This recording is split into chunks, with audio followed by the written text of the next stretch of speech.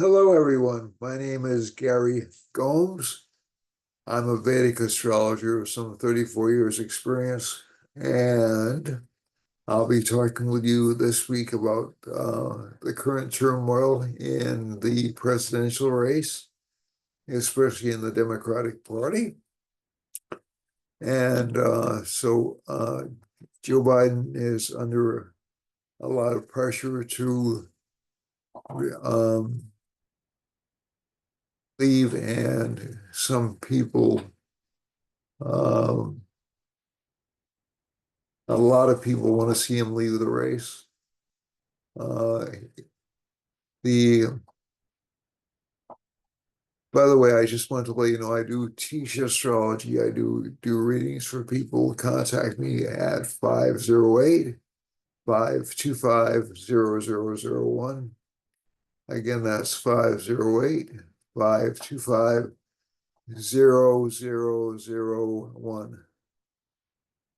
And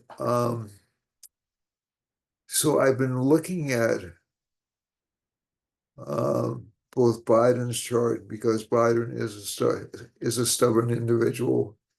Oh, and also before I forget, it's Guru Purnima, which is a full moon, uh, and it's the time when we give homage to our teachers.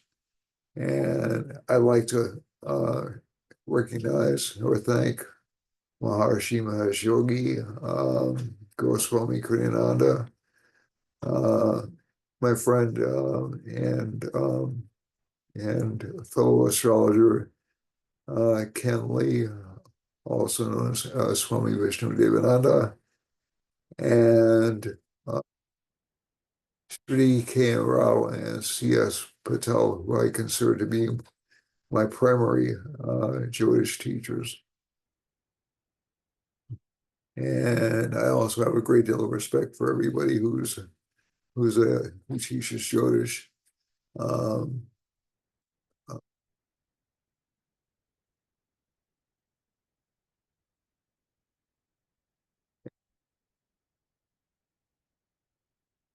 also, and also I wanted to give a shout out to Sunil John, who's one of the most open-minded people working in the Jyotish community nowadays. And I'd also like to recognize Akbar, CVA, and Kepler, who I worked with. A lot of people helped me out, to be honest. Um, but I think, yeah, Dr. Chirac. Um, but though I know I'm leaving some people out, and to those people I apologize, but I can only fit so much thanks into one segment. I've learned from my students, I've learned from all of you, and I've learned from self-study too. So all those things tend to contribute to uh, the acquisition of whatever modest skill I have. So let's talk about um, the, um, the the presidential election for the time being. Um, First chart I'm going to bring up actually is the United States chart. And one of the reasons I want to bring that up is because I want to see which Mahadashas are in play, which major planetary periods are in play during this election cycle. So let's look at that chart first. So, and of course, we'll do what we do regularly every week. The chart's not showing up. Now it's showing up with third times the charms. So we're going to do that. We're going to stop that share and do it one more time just to be sure. All right. So it seems to be showing up on the screen. So this is as reasonably as we can tell. Some people would time it later because I was involved in a discussion online quite a few months ago, and the argument was the Declaration of Independence had not made its way to the printer yet. You can make arguments for other dates, like the formation of the first um, Constitution of the United States, the foundation of we're actually in the second, we're actually in a revised Constitution. Uh, so the initial Constitution was found to give a little too much independence and a little bit too much lack of central control to the government, so much so that it became very difficult to run things as a nation. So the Constitution that was formed in and adopted, under which George Washington became our first president, was actually, I think, finalized in between 1789 and 1791. And so that's the Constitution. Those are the current rules we're operating under, including the Bill of Rights. So essentially, but this works for a lot of things. I'm sure the other charts would work for a lot of things. This was a chart derived from Jim Kelleher's chart. Jim Kelleher is a very fine astrologer from California. He lives in California. And this was what the best he could come up with, retrofitting the major planetary periods of the United States and significant events in the United States history. So just to give you this background.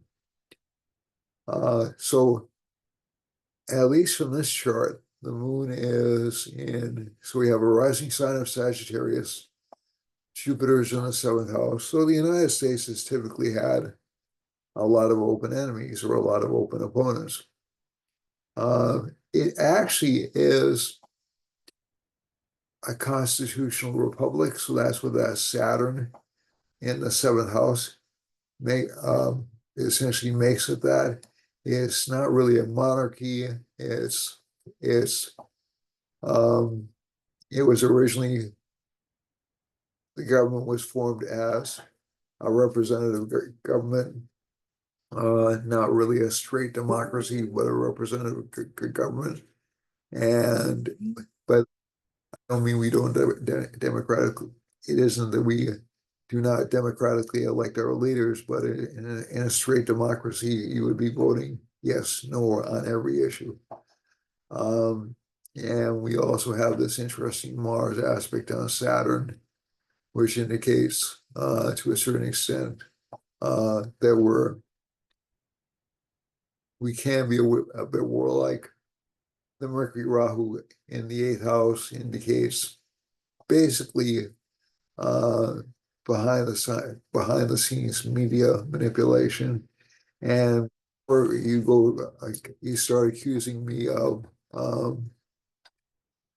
being a conspiracy theorist. Keep in mind that the press voluntarily at certain stages in U.S. history actually voluntarily collaborated with the government to hide certain facts from the citizenry, and also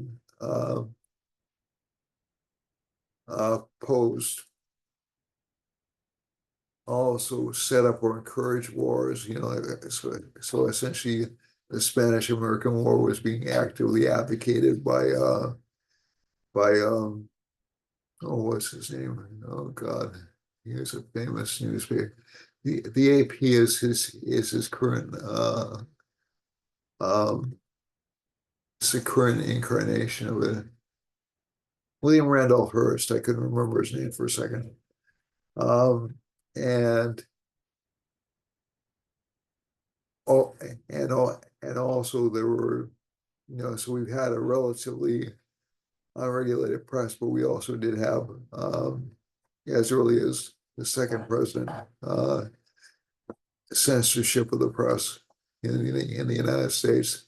And this actually lasted through the world wars and lasted um, as late as Vietnam and certain coverages that happened in the Gulf War. So I'm not being paranoid, I'm just being realistic. Essentially, that Mercury in the Rahu indicates essentially a hidden media or kind of um, an unseen media presence in the United States. Um, so again, for certain things that may be necessary, uh, and people have gone to jail for releasing documents that were supposed to be kept secret. Daniel Shore was well known for that, as was oh God, he just got um, and I'm always like this. This is in a Karina said Julian Assange. I couldn't think of his name again for a second. So so essentially, it's a free press, but it's really not a free press. It's sort of like an eighth house, sort of like hidden press or conspiratorial press with Rahu and Mercury in the eighth house, which is why I focus on it so much. Um, and the moon is in Aquarius. That's going to make it an innovative country. You know, essentially the first, not necessarily the first to do things, but a heavy emphasis on technological advancement, um, mechanization, industrialization. And all these factors, this Jupiter, Sun, Venus, and Mars combination in the seventh house.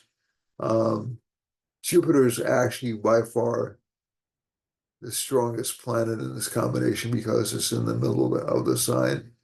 Venus is the second strongest. Sun is very strong because Sun dominates whatever chart, whatever house is in. And Mars is relatively weak. So what that tends to mean, just in general terms, is Mars aspects Saturn. So essentially, military will tend to have a little bit of a control over the government. Jupiter and Venus conjunctions. Essentially, we tend to view ourselves as a fair country and a just country. And the sun in the seventh house means we like to control other people. You know, that's sort of like part and parcel of the situation. K2 in the second house can either identify our dietary habits or how we speak. So the K2 in the second house is not really a particularly honest combination. And again, keep in mind, I'm not attacking the United States. Every country has flaws. Mercury aspects K2, so this is a bit of a liar combination, especially in the political world. The fifth house lord is Mars.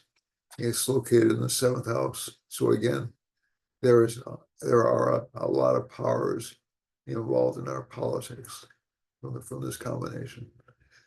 So if we're looking at the Mahadashas, right now we're in a Rahu Mahadasha, Rahu Mercury. So again, we're in sort of a major planetary period in which the press is making a lot of the decisions for us, okay? So the Rahu Mercury conjunction over here in the eighth house, the press is essentially what I would call manufacturing news. The last period we had like this in US history, if you go with a repeating cycle of patterns, which I tend to go with, was around roughly between 1900, I'm sorry, roughly between 1895 and 2006 and 2000 and 1916, excuse me. And earlier on, it was 1774 to roughly 18, I'm sorry, it's 17. I have to add my math. 1786 or so. And I so again, these were disruptive periods. The first disruptive period was essentially our Revolutionary War and the formation of the United States. The second period was essentially um, it was the start of the suffragette movement, the start of prohibition, uh, the start of it was the height of the reform movement. It was essentially people like uh, Teddy Roosevelt trying to rein in big companies. Uh, this major planetary period started in a sign which was much more similar to the Revolutionary War. Now, does that mean the United States is going to go through another Revolutionary War? Not necessarily, but it will essentially change the face of our government and how it relates to people. So essentially, um, this period right now, we're in a Venus subperiod up until August 17th of 2024. And then we start the Sun subperiod. So the Sun subperiod actually makes it easier for a person, um, a confident person, to rise to the top. The Moon subperiod will make it easier for a person who is, now this will give a change in leadership because Moon changes things, but it will give a bit of a return to the past. Now, people were asking me last week asked me on the page about Kamala, Kamala Harris, and I did want to look at her chart. So is she the change? It's possible, and let's look at the chart. So let's look at that for a second. You find that there are people who really want to put her down to the same. They want to even out the playing field. There are rumors that if Biden opts not to run, and I'm still not 100% sure he won't run, he won't see this through to the bitter end. There are people who don't want Harris to be the bearer of the Democratic Party, including allegedly Nancy Pelosi. So, but she does have a really interesting chart. She has Rahu in the first house, which can give high intelligence, high fame, high recognition. This is one of Rahu's best signs. There are about 4 or 5 signs where Rahu does well, but you really have to look at where Rahu fits in the chart in order to determine where that Rahu energy manifests. So she is sort of a trailblazer. She's the first woman of color, I'll just put it that way, to hold the vice president's position. She's not the first person of color to hold that position. Actually, that was Herbert Hoover's vice president, who was a Native American.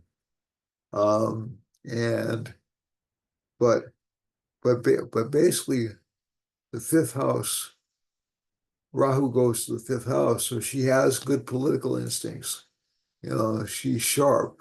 She's now there have been some, I would call them embarrassing news conferences that she's been involved in, and or conversations. Uh, and I think that's mainly because of Mars in the second house. So she has her speech can be misunderstood or misconstrued. So this Mars in the second house, Mars is debilitated in the second house.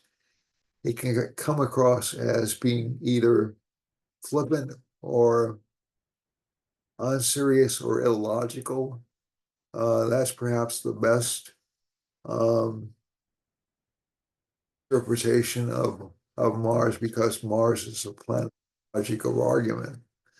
And Mars also aspects Mercury, which is a typical politician combination.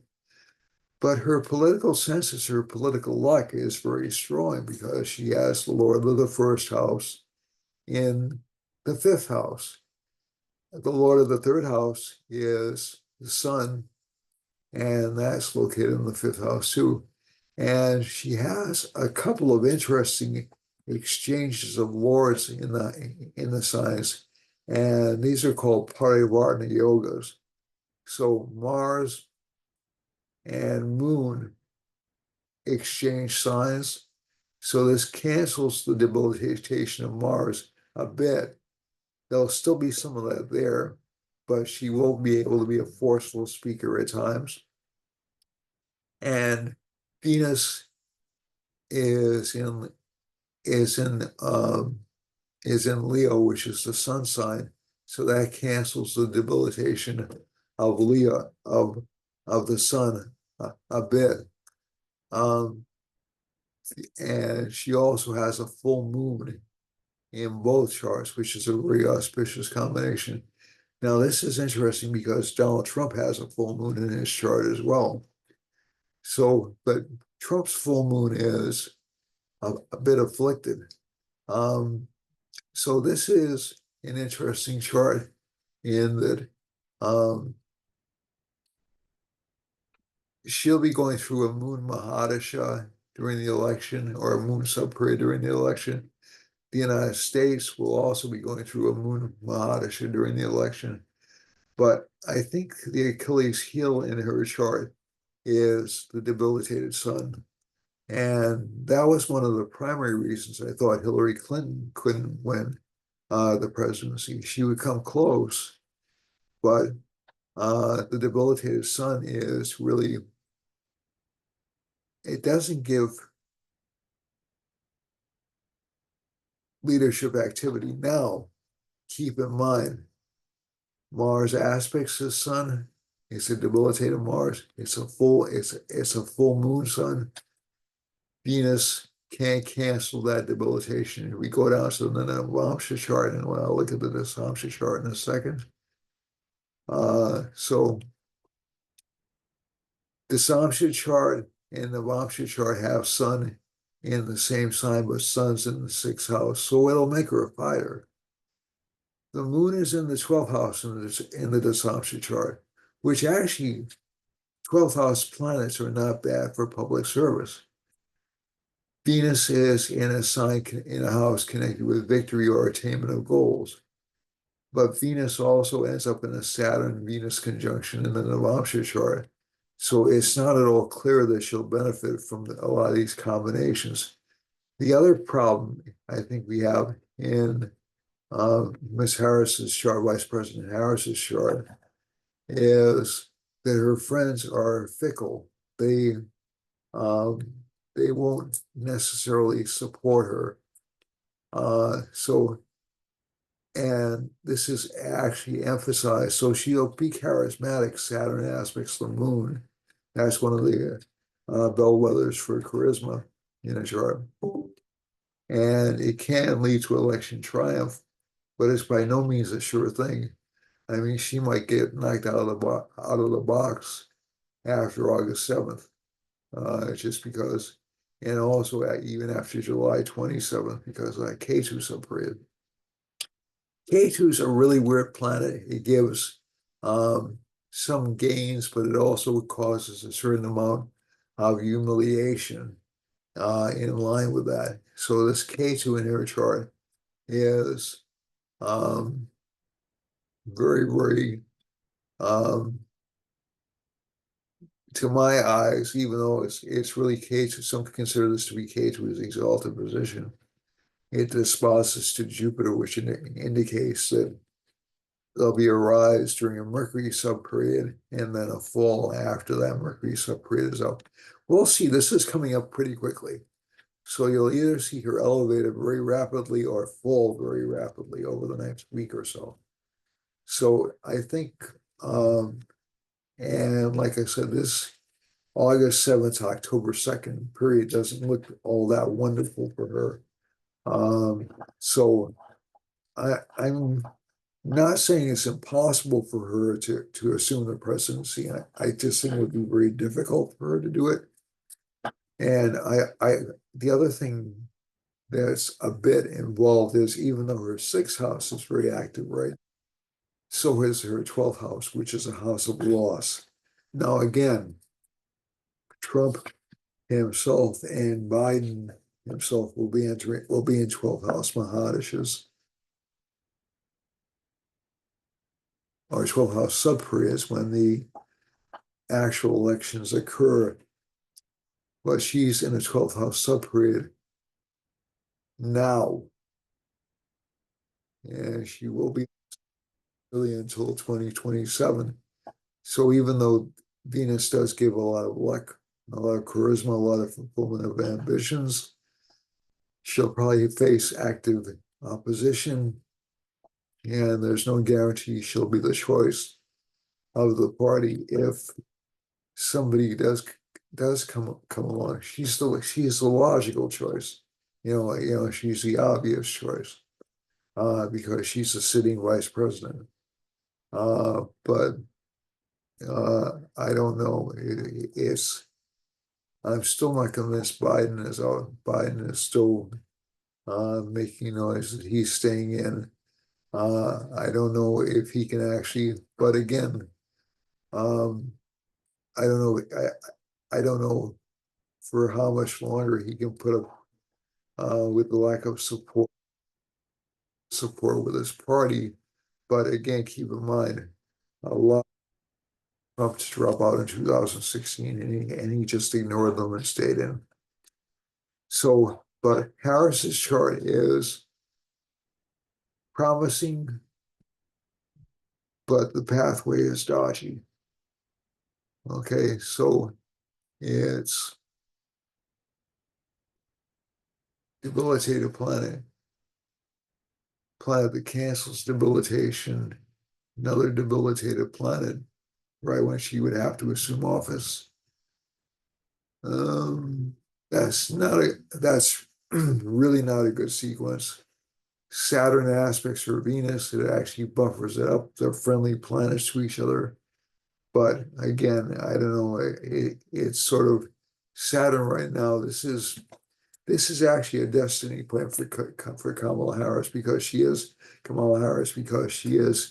in what's called a Saturn return. And if you look at the now chart, where the planets are at the current moment. Sorry, my voice is so raspy. I've been talking a lot today. Let me just have that pull that chart up and I'll show it to you. And then we'll go into the regular week. No, sorry about that. I didn't I didn't want that to happen. No, that's not what I wanted at all. Hey, all right, hold on. Sorry about that, folks. Um, Primary and okay, plus transit. Why is this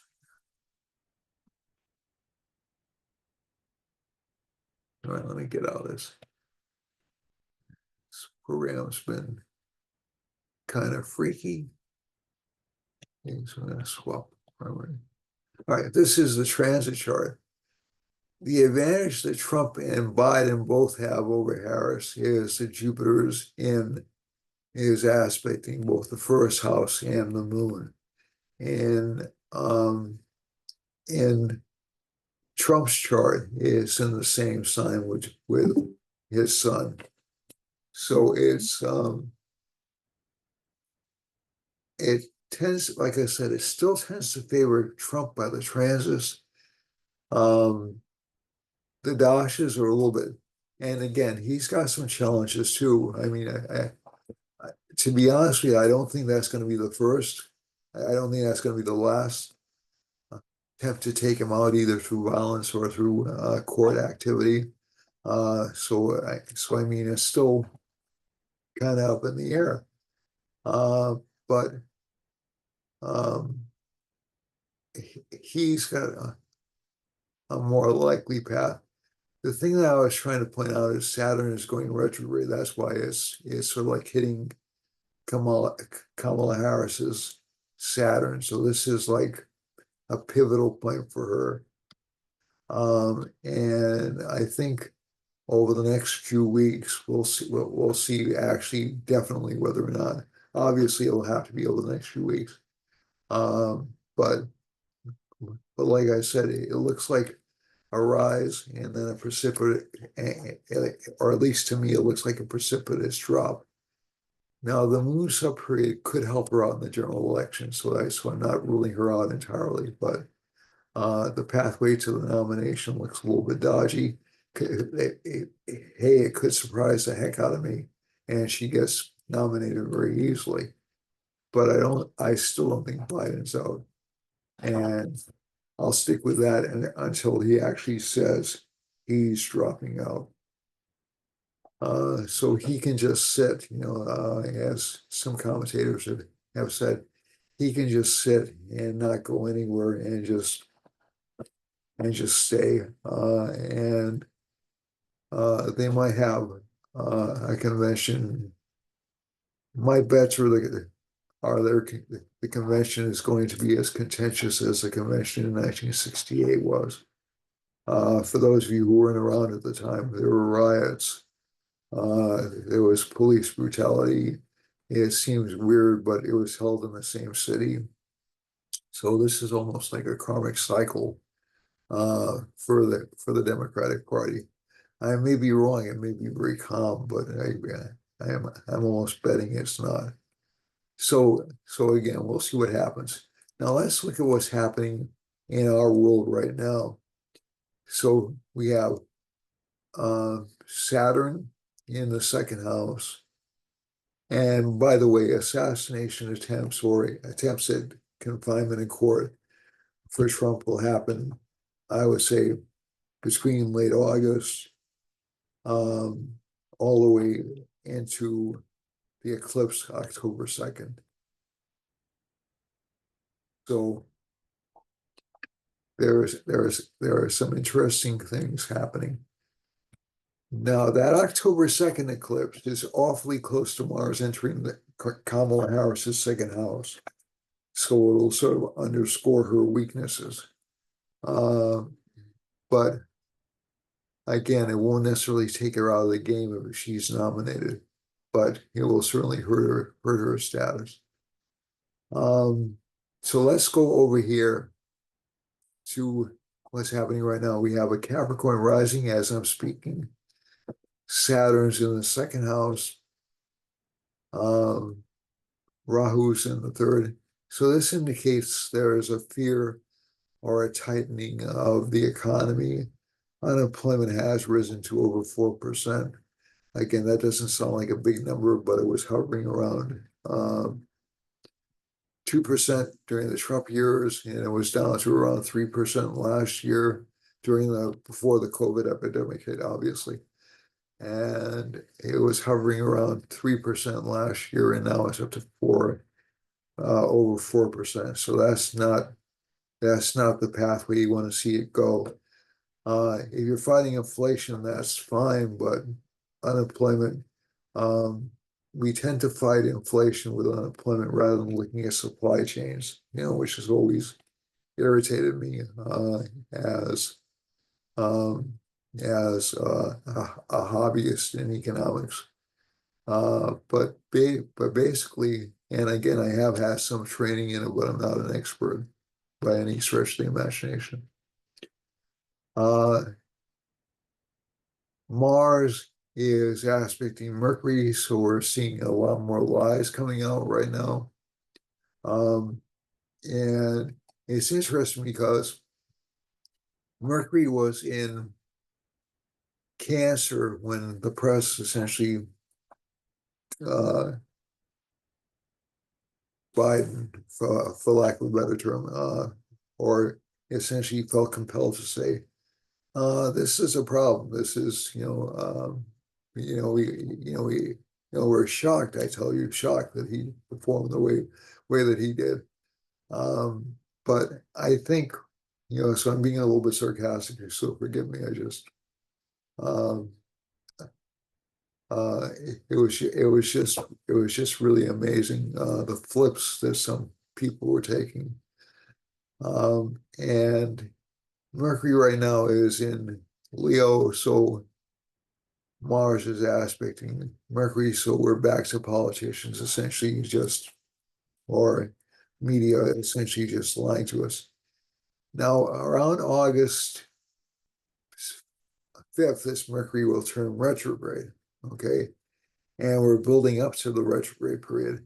It's also, as you can probably see, going to be a full moon tomorrow. So essentially, so I'm broadcasting actually a full moon in a few minutes, in about a half an hour. So, and there's a Sun-Venus conjunction that does indicate the government will be interested in promoting prosperity, but also in controlling people.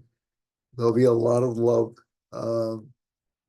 shown towards um, female candidates because of this combination of Sun-Venus conjunction. Mars and Jupiter are in the fifth house. So this indicates political struggles over the next couple of months, not a surprise in an election year, but also struggles with children, struggles with financial luck. Jupiter and Mars are friendly with each other, but they're in an enemy sign. They're in Venus's sign. So there'll be a lot of attention paid to security, stability, law. And again, what you've seen recently is Mars hitting Jupiter will essentially tend to disrupt a lot of legal proceedings. Okay, so you'll see a lot of maybe even violence connected with the law over the next month or so, maybe earlier. Sun and Venus are in the seventh house in this chart. That's overall good for financial luck for most people. Mercury's in the eighth. There are secrets out there that people are hiding from you. K2's in the ninth. That does give some confusion to bosses and also to government in general. So it's no secret we're living in confusing times. The moon's in the 12th house. The Lord of the seventh is in the 12th. So that can mean a disruption of a political leader, but when the moon enters the first, that's probably when we'll see the change that I predicted last week coming over the next week. And that's what a lot of astrologers are saying. That's what a lot of media people are saying. It's really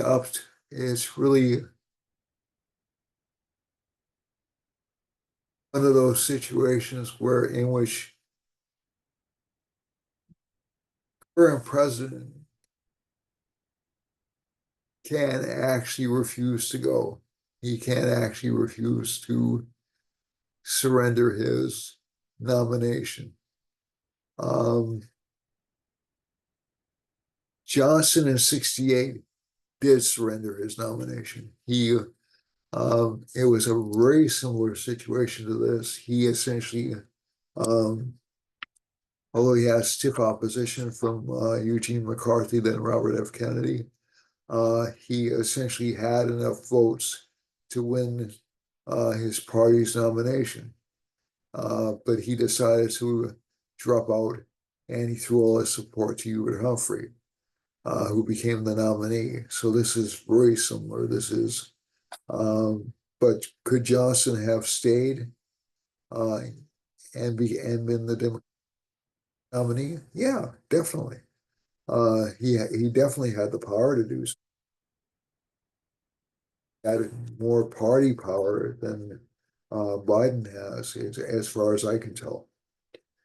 But he was also, despite all of Lyndon Johnson's many flaws, he was also a realist. And I think he also had health issues that he was very much aware of. And he was also focused on the Vietnam War because the Vietnam War was essentially tearing the country apart at that time. And he had the good sense to say, I better get out of it. Maybe I can negotiate a peace before I leave office and save my legacy. He wasn't able to do that. And so, but again, he was essentially, uh, I would say, more savvy politically than Biden is. I'm not comparing the two men in terms of these, but he was a sharp politician. Johnson was a very sharp politician. Biden, I don't think has quite the same um, ability, same set of abilities, or the same set of cognition of his circumstance. And again, he is also relying on the fact that he beat Trump once, he can beat him again. So I think there are certain similarities here. There are certain differences. I think definitely within the next 2 weeks, we're going to know. But I would say before that,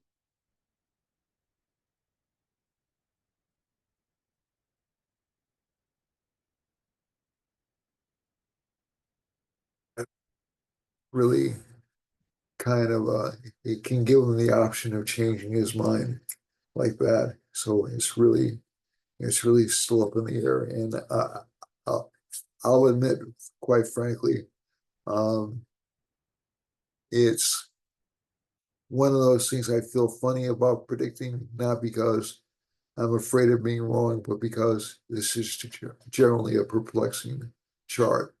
This is generally a perplexing time. And Biden, by all rules of logic, um, or by all rules of um, political maneuvering or expectations, or even some of the desires of his party, and not his entire party, but some of the desires of his party, probably should think about retiring. But I'm not sure he will. I just think that stubbornness, especially with Mars and Jupiter in conjunction right now, he thinks he's right. He's committed to, the same way as Trump thinks he's right. It's really, um, it's really kind of kind of interesting, similar to these two men are, and how different they are as well. So, but let's get on to how this will affect you. It'll give expenses to a spouse, just generally overall. Mercury's in the eighth house. Case will give problems with bosses, and also again more prone to earthquakes. Maybe some big ones. Um, and the first thing that occurred to me was the Middle East, but I want to look at the map. I want to look at the astrological map, and I look at that in a few minutes. So if I go sign by sign right now, also just one more thing. Um, Again, nobody's safe internationally. Nobody's safe. Elections have given unexpected results over the past few months. So, you know, everybody expected Labour to win in England. Uh, Nobody expected the left to really win in France. And that was through some maneuvering. That was through some very special maneuvering that they won in France. Now, does that mean that, that there won't be pushback against immigration policies in Europe? There'll still be pushback and probably some political violence in Europe. There'll probably be some political violence in different parts of the world. We'll go over those. Well, so um, this is not to frighten anybody. This is just being realistic. And Rahu and Pisces tends to encourage disruptions. We had recently, over the past week, we're seeing the start of the Mercury retrograde with uh, the computer glitches in the airplane flights, but also that Mars aspecting Mercury, that can indicate some either a sabotage or an accident. It doesn't necessarily have to mean that it's that people were hacking into our airplane systems and our terminals and trying to take us down.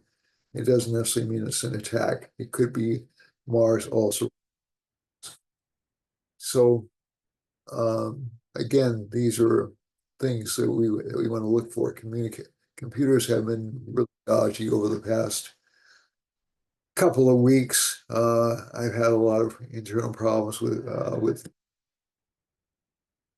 and I think those are things we have to look at for the next few weeks. So let's go to the individual charts. Let's go to Aries first of all. Aries has Mars in the second house, Jupiter. The sign is fairly optimistic.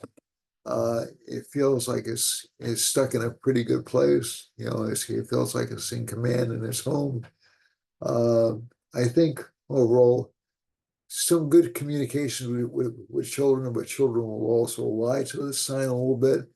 K2's in the sixth house, some stomach problems show up again. Moon is in the ninth. This indicates some problems with bosses. And Rahu's in the 12th. So again, too heavy expenditure. This sign should watch out against over optimism the next couple of months.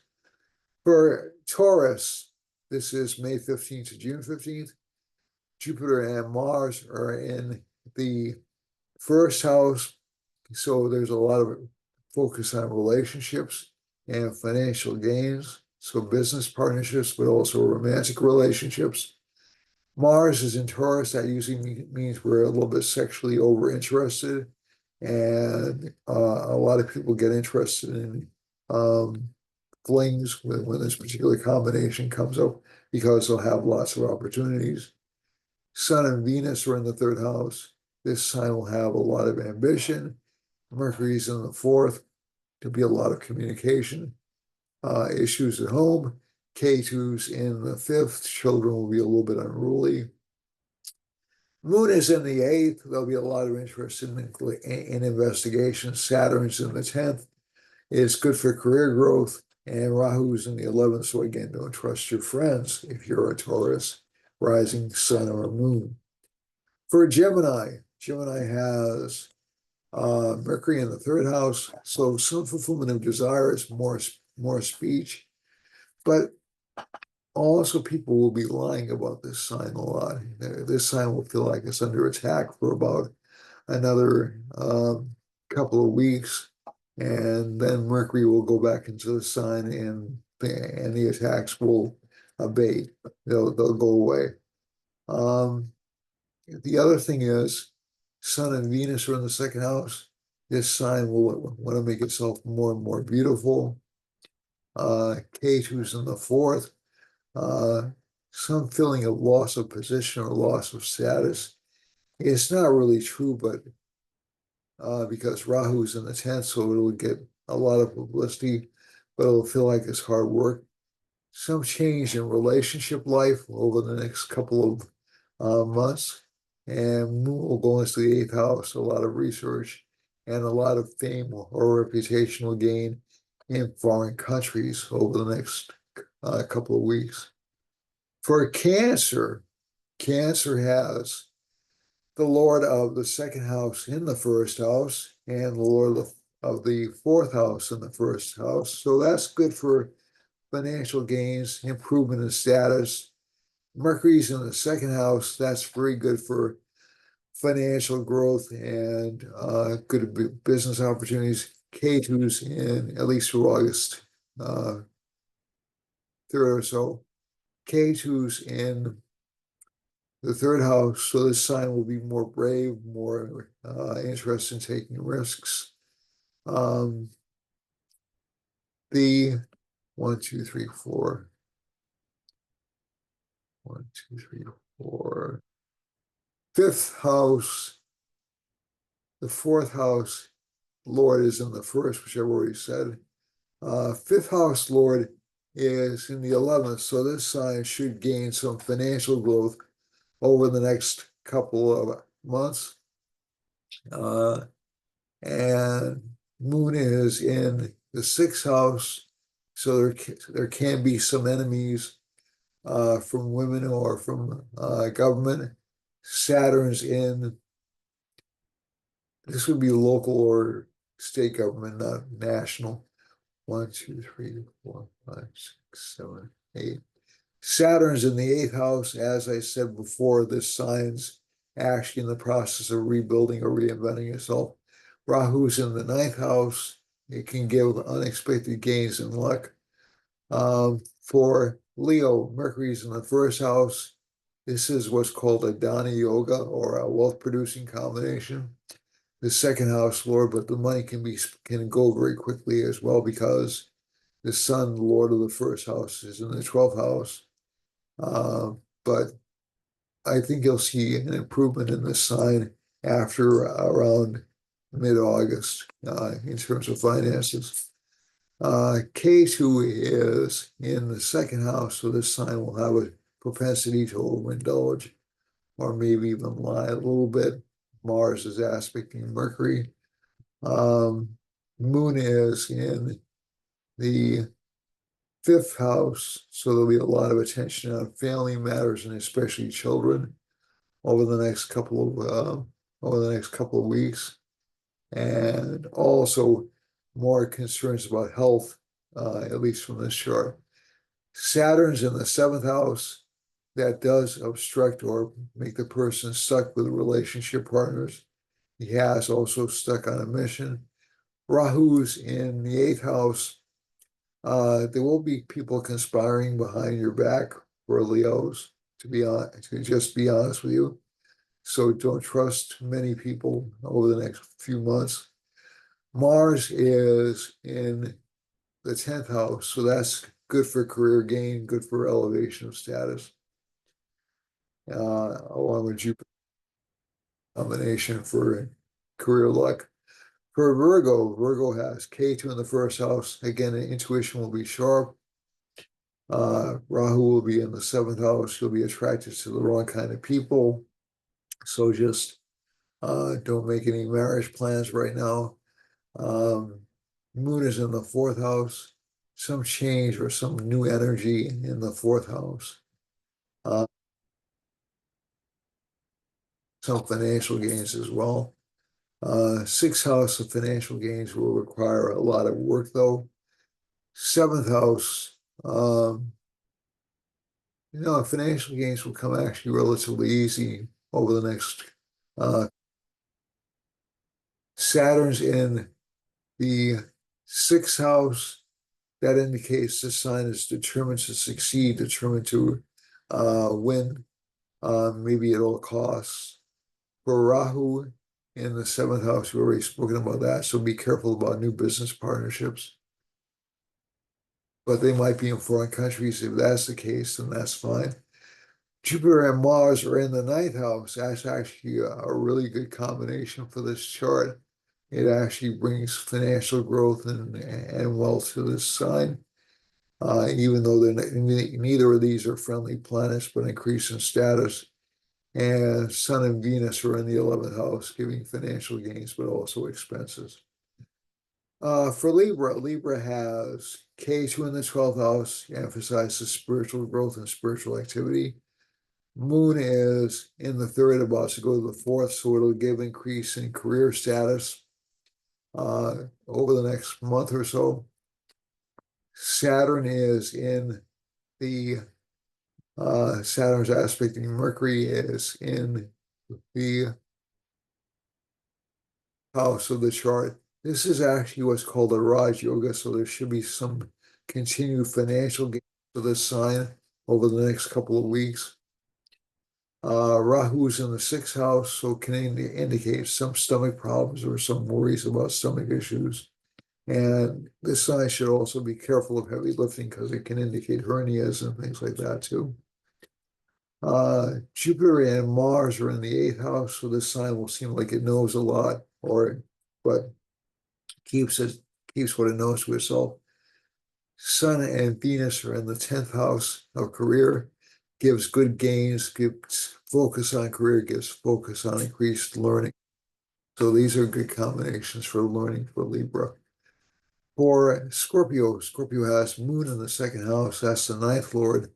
And actually, even though this is the ninth lord in the second house is considered a good placement, it's also what's called a Bhatika lord.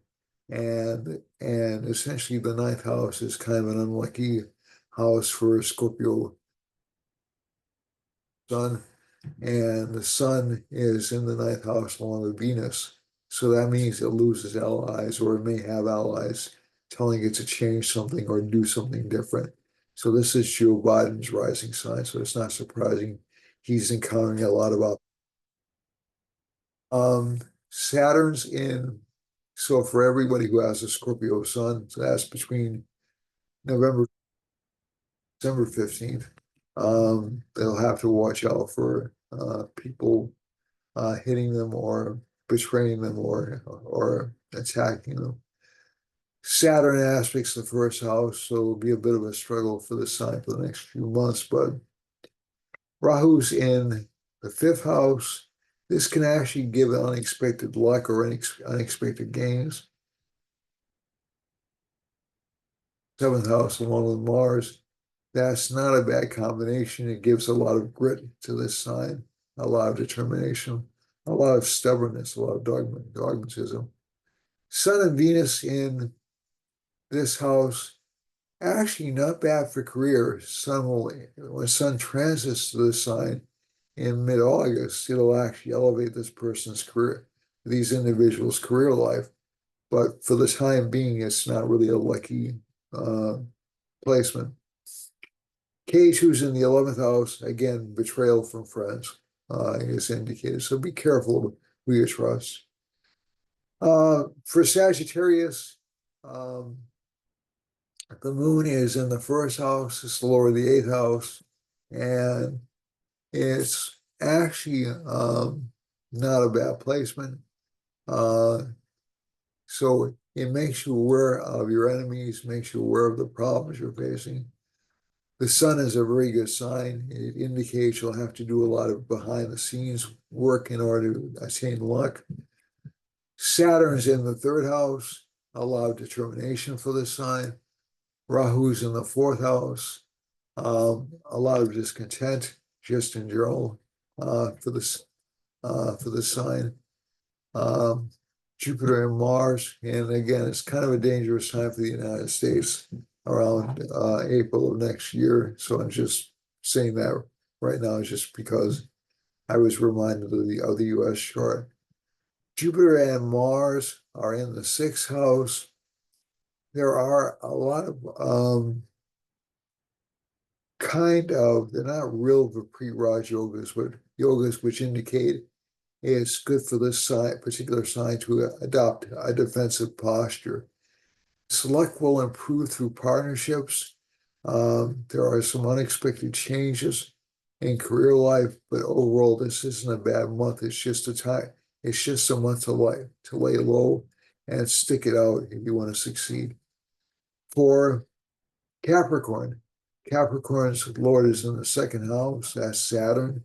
Saturn's slow and steady wins the race for this. So this sign may experience some financial reversals or some financial backtracking over the next few months. Don't get alarmed by this. This is perfectly natural. And Rahu's in the third house. Gives this sign a lot of determination, a lot of grit.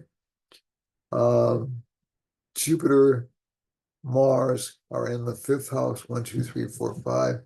That's actually a good combination for financial gains, especially through speculation and especially through real estate. And I think I've said this before.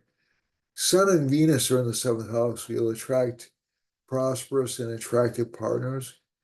Mercury's in the eighth house.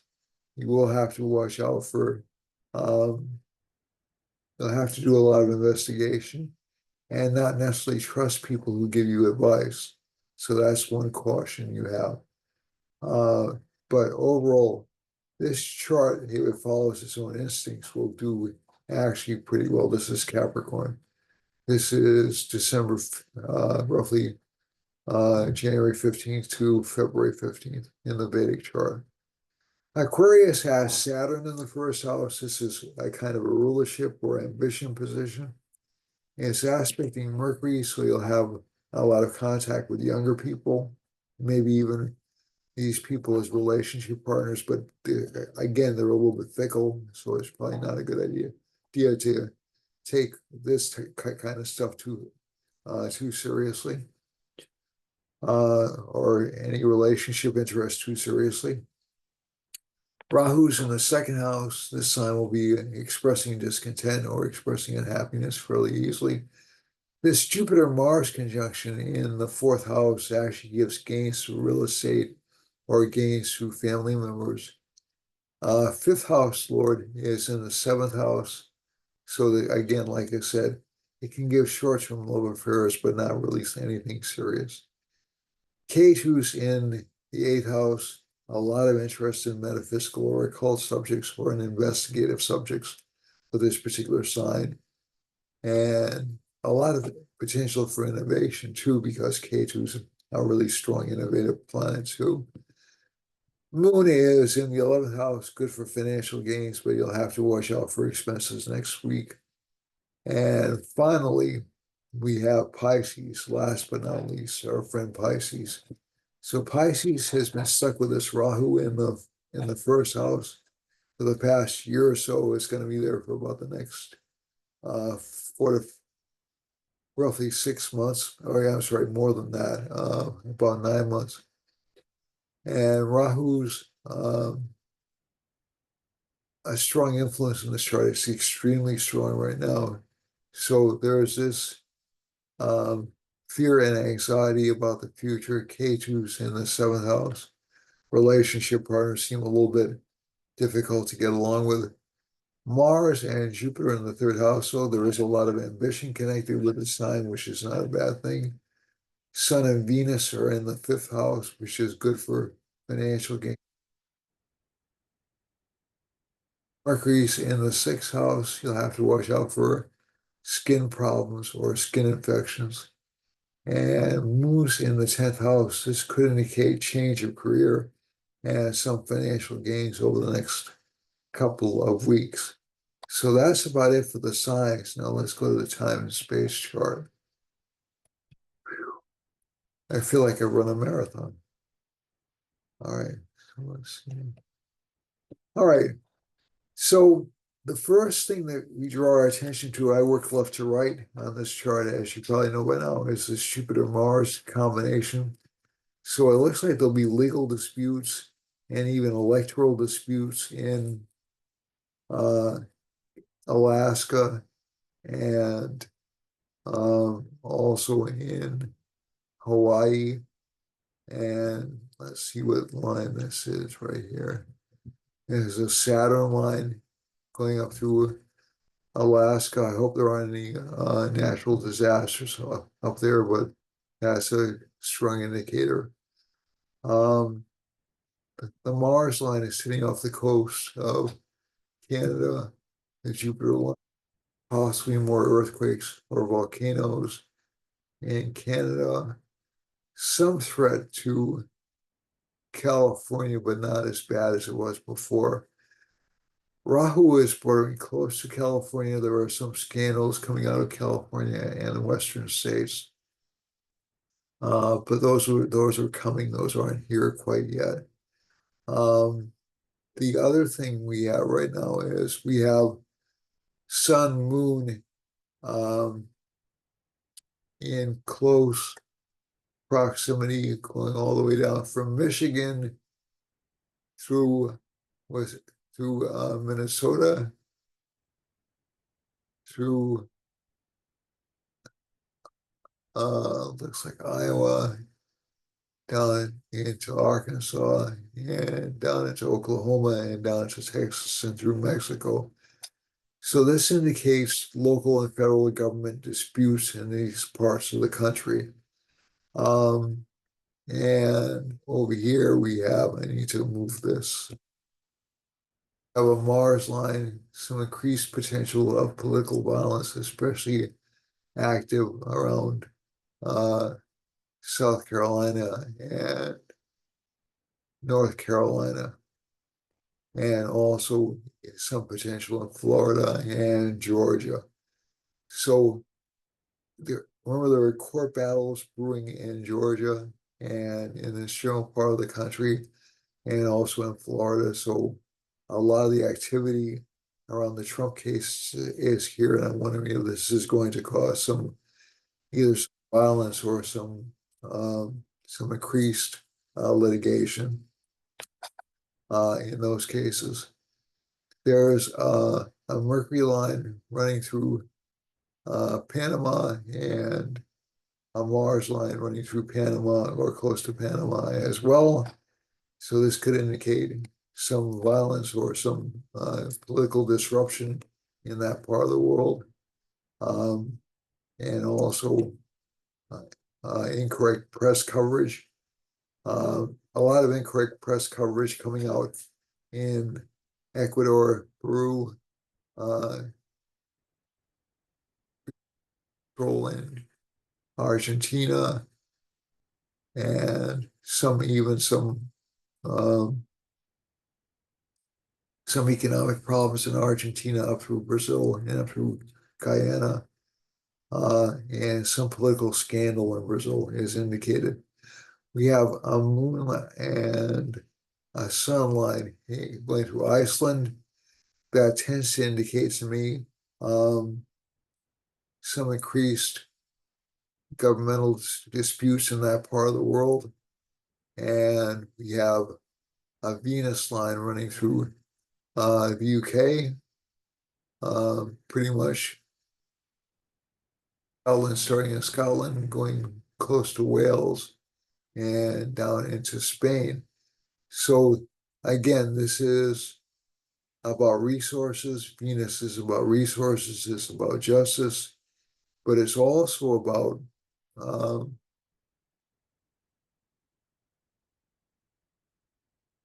I'm just trying to think about justice and whether or not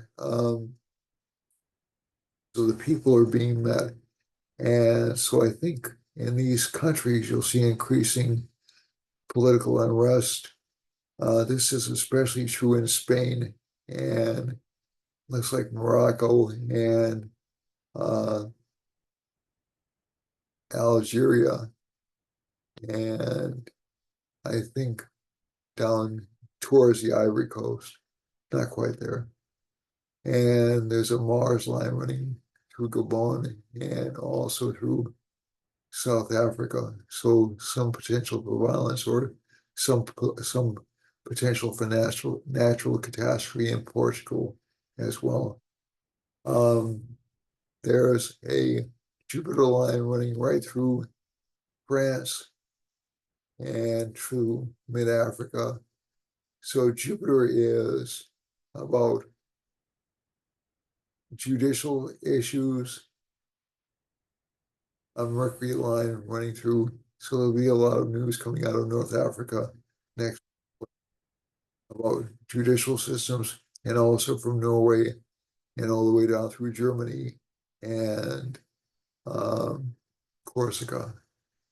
And here we have over here, there's nothing.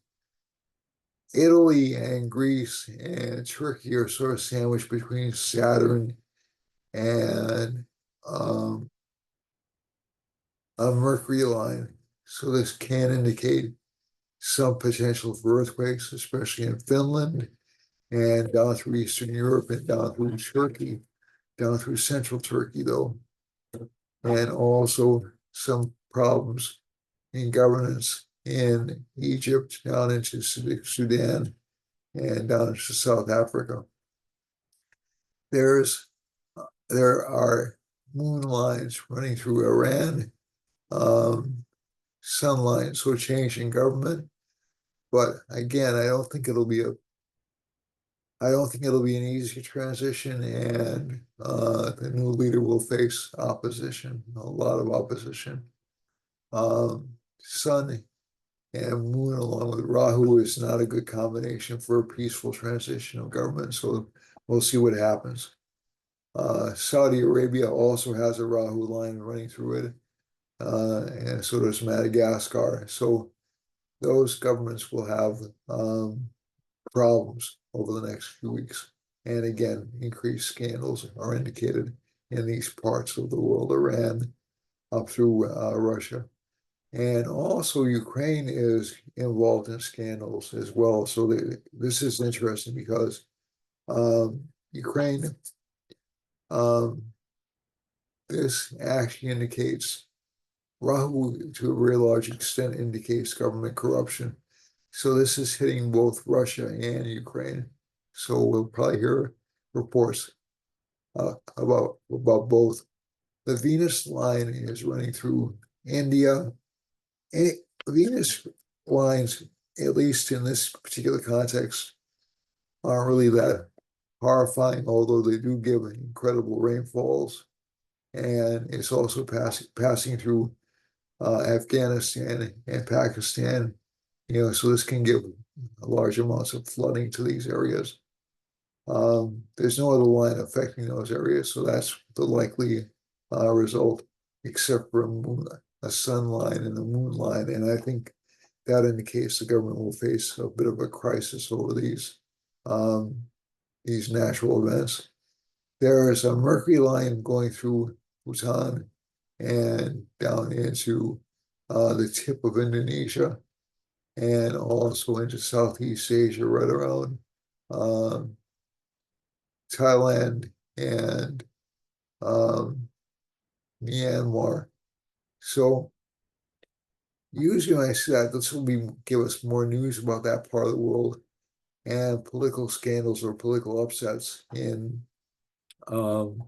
Cambodia and also affecting Vietnam. Also some potential for political violence in Cambodia. This part of the world has had riots or food shortages, and it's one of the things I don't see reported in the United States very much. But I follow international news, and there are serious supply chain issues in this part of the world, especially in Indonesia, and especially in Southeast Asia in general, this region of Southeast Asia in general. And China has been trying to prop up its economy, but it's been really, and the Saturn line running through it indicates it has been in trouble. Saturn line is also going through Borneo or close to Borneo and through Indonesia and down through Australia. So the western part of Australia is probably experiencing some financial hardship.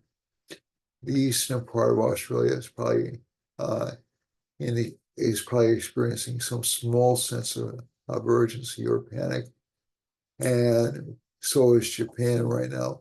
The last of it, moon and sun, are close to Australia, and I don't believe these are the Marshall Islands. I can't remember what the island chain is over here, but some governance issues over here. And this is New Zealand, so Venus, heavy rainfalls, and also some potential for violence in New Zealand, surprisingly, or accidents or disruptions of communication. So that's it for this week. I love you all. I will have some guests on next month. I am in the middle of helping or assisting Sunil John in trying to handle some details connected with the Guru Purnima. The Saptarishi Astrology starts tomorrow. Go to the Saptarishi. It's a global conference that occurs every few months. Saptarishi Astrology has done an incredible job. I've only contacted a few astrologers, but Saptarishi Astrology, Sunil John in particular, has done a mammoth amount of work in organizing these events, and they're priced extraordinarily reasonably. So go to saptarishi.com for details. There's still time to sign up. and the conference will be going through into August.